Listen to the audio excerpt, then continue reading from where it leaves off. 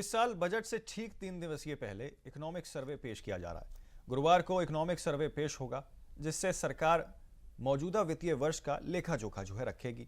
संसद बजट सत्र की शुरुआत 28 जनवरी 2026 से हो गई है, जो 2 अप्रैल 2026 तक चलेगा। बुधवार को राष्ट्रपति द्रौपदी मुर्मू के अभिभाषण के साथ ही बजट सत्र की शुरुआत हुई है। आपको बता दें कि 1 फरवरी 2026 को आम बजट पेश किया जाएगा।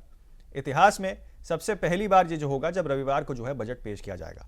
तो आपको बता दें, बजट से 3 दिन पहले आर्थिक सर्वेक्षण रिपोर्ट वो सामने की जाएगी। मौजूदा वित्तीय वर्ष का जो भी लेखा जोखा है वो प्रस्तुत किया जाएगा। बजट से पहले पेश होने वाला अहम सरकारी दस्तावेज इसे माना जाता है। और आपको बता दें, देश की आर्थिक स्थिति की पूरी तस्वीर यह दिखाता है। पिछले बजट का इकोनॉमिक्स पर किस तरीके से असर पड़ा है, इकोनॉमी पर किस तरीके से पिछले बजट का असर पड़ा, ये होता है। साथ ही सरकार के कामकाज की परफॉर्मेंस किस तरीके से रही है, इसको लेकर भी इस पर चीजें चलती हैं। तो आपको बता दें, विकास दर कितना है, महंगाई कितनी है, रोजगार कितना है, इस पर प्रमुखता तौर पर फोकस रहता है।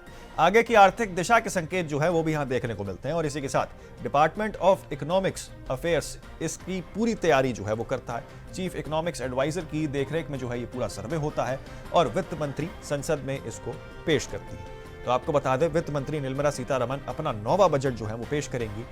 तो इसी के साथ आपको बता दें कि बीते वर्षों में आर्थिक व्यवस्था का विस्तृत विश्लेषण इस पूरी रिपोर्ट में देखने को मिलता है। चाहे विकास दर हो, चाहे महंगाई हो, चाहे रोजगार हो, चाहे या फिर निवेश की सारी चीजें हों।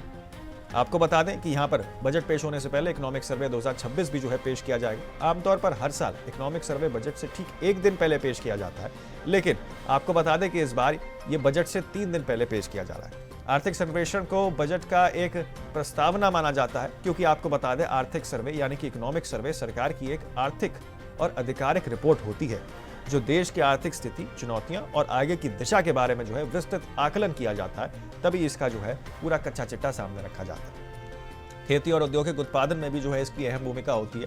पिछले 1 साल से आर्थिक प्रदर्शन की इसमें पूरी आपको जानकारी देखने को मिलेगी। वित्त मंत्रालय ने यहाँ पर देखिए, आपको बता दें, चीफ इकोनॉमिक एडवाइजर की देखरेख में ये पूरा तैयार होता है। जैसे कि हमने आपको जानकारी दी है, बीते वर्ष किस तरीके से अर्थव्यवस्था रही है, इसको लेकर भी पूरा विस्तार से जानकारी सरकार यहाँ पर साझा करती है। इसमें आपको बता दें, विकास के संकेतों, महंगाई के अनुमान और देश की नौकरियां आसपास और व्यापार और साथ ही वित्तीय सेहत के बारे में भी जानकारी होती है। इसे हर साल केंद्र वित्त मंत्रालय की टीम वो तैयार करती है। आपको बता दें, जो यह तय करता है कि सरकार आने वाले वर्षों में किस तरीके से, खासतौर पर वित्तीय वर्ष में किस तरीके से चुनौतियों से लड़ने की तैयारी कर रही है। पुरानी योजनाओं का प्रदर्शन भी होता है इसमें, और किस तरीके से पिछले वर्ष किस तरीके से सरकार ने काम किया है, और आने वाले वर्ष में, आने वाले वित्तीय वर्ष में खासतौर पर देखा जाए तो सरकार किस तरीके से चुनौतियों का सामना करेगी।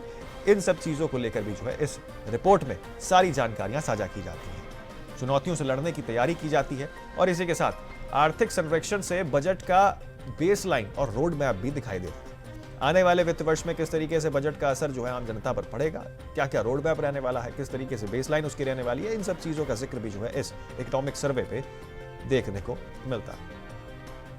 आपको बताते चलें कि इससे मौजूदा वित्त वर्ष की जीडीपी ग्रोथ, महंगाई, रोजगार, निर्यात अर्थात राजकोषित स्थित अलग अलग क्लस्टर, जिसमें आपको बता दें कृषि सेक्टर इन्वॉल्व है, उद्योग है और सेवाएं यानी कि सर्विस सेक्टर भी इसमें शामिल है, कि हालत की पूरी जानकारी होती है। ये सर्वे ऐसे समय पर आ रहा है जब भारतीय अर्थव्यवस्था कई बाहरी दबावों का सामना कर रही है। आर्थिक सुधारों की दिशा में इसको काफी ज्यादा अहम माना जाता है। निवेशकों के लिए भी काफी ज्यादा महत्वपूर्ण ये होता है, और काफी ज्यादा महत्वपूर्ण संकेत उनके लिए भी रखता है। बाजार के रुख का अंदाज इससे देखने को मिलता है, और वैश्विक अर्थव्यवस्था में भारत की भूमिका पर किस तरीके से नजर है। आने वाले वित्तीय वर्ष में किस तरीके से 2026 का बजट एक बुनियादी ढांचा तैयार कर सकता है, और वैश्विक भू राजनीतियों के तनाव के बीच किस तरीके से सरकार इन सभी चुनौतियों का सामना करेगी। इन सब चीजों का जिक्र भी इस रिपोर्ट में देखने को मिलता है। तो आगे बढ़ते हैं अगली खबर की ओर। आपको बता दें किस तरीके से यहां पर अब बजट के बाद पेश किया जाएगा, और बजट होने से पहले यहां पर प्री डॉक्यूमेंट्स उसके वो भी देखने को मिलते हैं। आगे बढ़ते हैं। आज महाराष्ट्र के उप मुख्यमंत्री अजीत पवार का निधन होने के बाद उनके अंतिम संस्कार की सारी प्रक्रिया वो पूरी की जाएंगी। अजीत पवार की विमान दुर्घटना में मौत हो गई थी।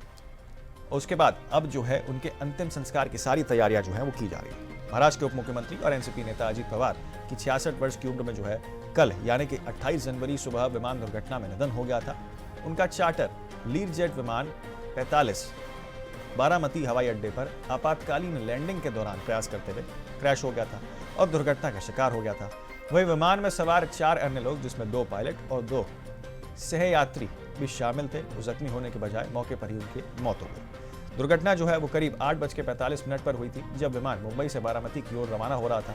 अधिकारियों के अनुसार आपको बता दें, ये विमान दूसरे लैंडिंग प्रयासों के दौरान रनवे के करीब दुर्घटनाग्रस्त हो गया था और इसी के चलते जो जवारू है उसमें आग की लपटों में जो है वो बदल गया। घटना की तस्वीरें आई सामने, जिसके बाद सोशल मीडिया पर भी वायरल हुई और वीडियो में क्रैश स्थल पर धुआं फैलता हुआ भी दिखाई दे रहा है, जो कि हम आपको दिखा रहे हैं टेलीविजन स्क्रीन पर। विमान मलबे में बिखर गया और आपको बता दें, जिसके चलते परिस्थितियां और भयावह देखने को मिली।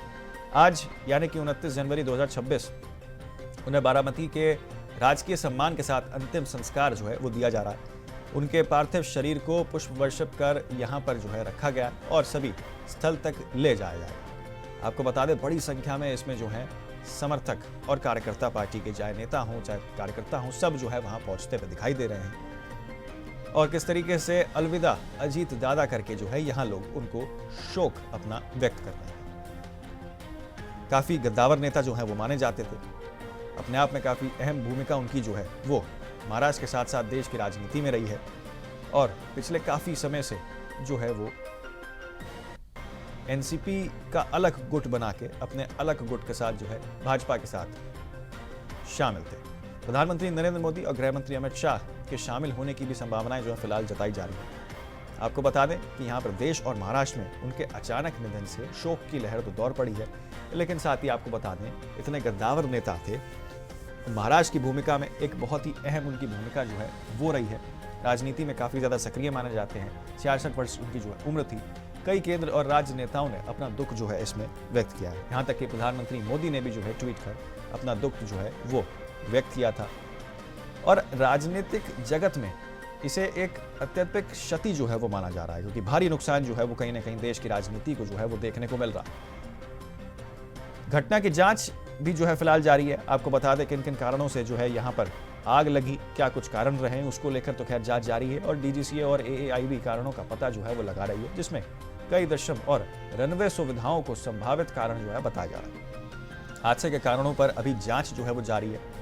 खराब मौसम, धुआं या रनवे की सुविधाओं में कमी जैसे संभावित कारणों पर जो है विचार विमर्श किया जा रहा है। इसके साथ ही आपको बता दें कि कुछ राजनीतिक नेताओं ने सुप्रीम कोर्ट मॉनिटर जांच की भी यहाँ पर जो है मांग उठाई। तो आपको बता दें, अजीत पवार का जो है निधन हो गया, विमान दुर्घटना में जो है उनका निधन हुआ था कल।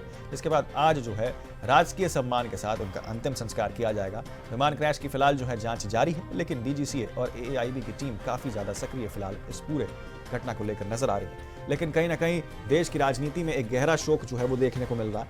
अब विमान क्रैश के बाद अजीत पवार की दुर्घटना में जब मौत हो गई, उसके बाद काफी ज्यादा शोक और महाराष्ट्र के क्योंकि उप मुख्यमंत्री थे, डिप्टी सीएम थे, ऐसे में महाराष्ट्र में 3 दिवसीय यहाँ पर राजकीय अवकाश की भी घोषणा की गई। तमाम नेताओं का जो है आवागमन वहां देखने को मिल रहा है।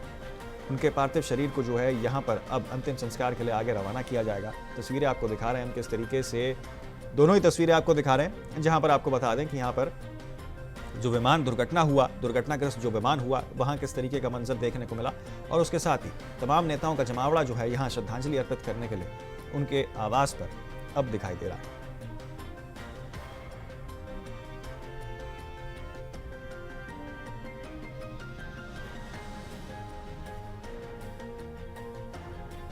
तो आपको बता दें, राजकीय सम्मान के साथ जो है अंतिम संस्कार जो है उनका किया जाएगा और इसी के साथ आपको बता दें कि यहाँ पर जो है अब तमाम नेताओं का जमावड़ा देखने को मिल रहा है। प्रधानमंत्री नरेंद्र मोदी के साथ साथ गृह मंत्री अमित शाह के भी आने की संभावनाएं फिलहाल जताई जा रही है। हालांकि कोई औपचारिक अभी ऐलान इसको लेकर नहीं हुआ है, लेकिन इसी के साथ आपको बता दें कि यहाँ पर महाराष्ट्र के उप मुख्यमंत्री होने के नाते पूरे ही सूबे में, पूरे ही राज्य में शोक के लिए यहाँ पर 3 दिवसीय राजकीय अवकाश की घोषणा जो है वो की गई है।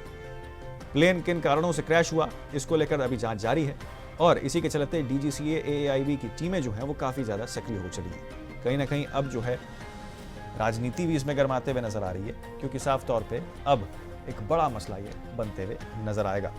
बड़े नेता थे। तस्वीरें आपको दिखा रहे हैं किस तरीके से यहाँ पर जो है उनको अब राजकीय सम्मान के साथ उनको पुष्पांजलि अर्पित की जा रही है और उनका सम्मान यहाँ पर जो है किया जा रहा है। तिरंगे के साथ जो है यहाँ पर उनको सलामी दी जा रही है। और आपको बता दें, क्योंकि देखिए काफ़ी गद्दावर और वरिष्ठ नेता थे देश की राजनीति में, महाराष्ट्र की राजनीति में काफ़ी सक्रिय इतने वर्षों तक रहे। 66 वर्ष की उम्र में उनका प्लेन क्रैश में निधन हुआ। उसके बाद अब राजनीति भी इसमें काफ़ी ज़्यादा गरमाते हुए नजर आ रही है और साथ ही कहीं ना कहीं अब जो है लोग इस पूरे मामले में जांच की भी मांग कर रहे हैं। लेकिन बात अगर एनसीपी की जाए तो तमाम नेताओं का जमावड़ा एनसीपी के साथ साथ और भी पार्टियों का लगा हुआ है। एनसीपी के तमाम नेता और कार्यकर्ता यहां पर जो है अलविदा अजीत दादा के साथ उन्हें श्रद्धांजलि अर्पित करने पहुंच रहे हैं।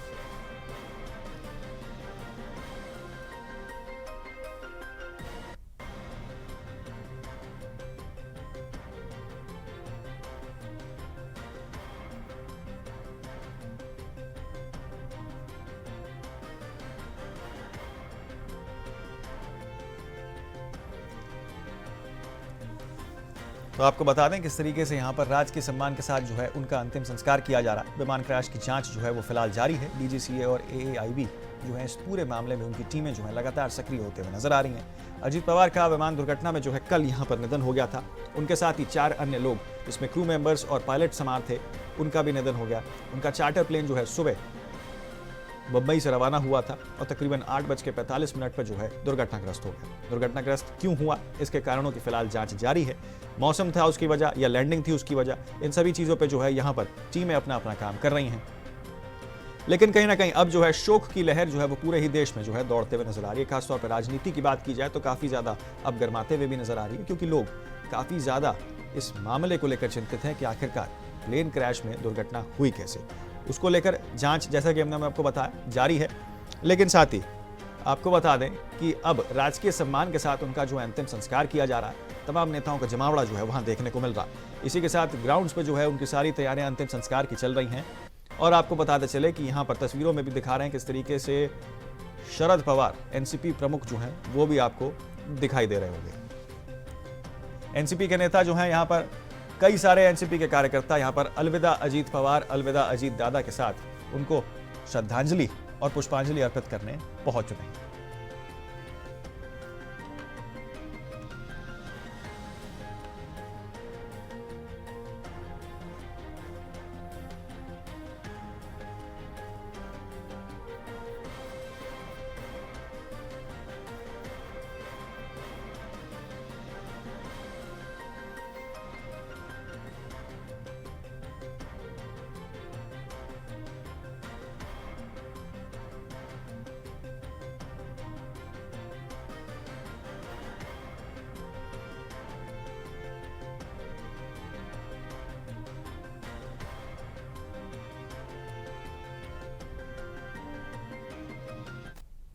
तो फिलहाल जो एक बहुत छोटे से ब्रेक के लिए रुक रहे हैं, आप कहना चाहे बने रहें सिर्फ इंडिया वॉइस पर। जल्द होंगे हाजिर और खबरों के साथ।